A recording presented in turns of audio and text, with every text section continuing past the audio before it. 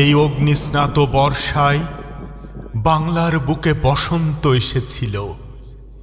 এই শ্রাবণে বর্ষার আগমনী গানে নয়, বরং বাংলার আকাশ, বাংলার বাতাস প্রকম্পিত হয়ে উঠেছিল বিপ্লবীদের স্লোগানে স্লোগানে।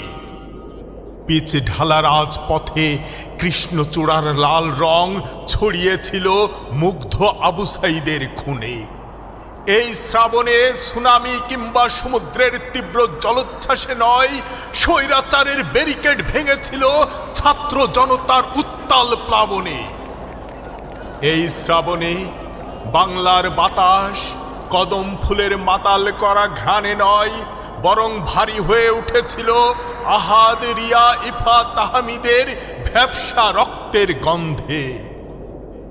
এই শ্রাবণে মেঘে থমথম অশ্রু ঝরা রক্তে ভেজা ছিল রাজপথ।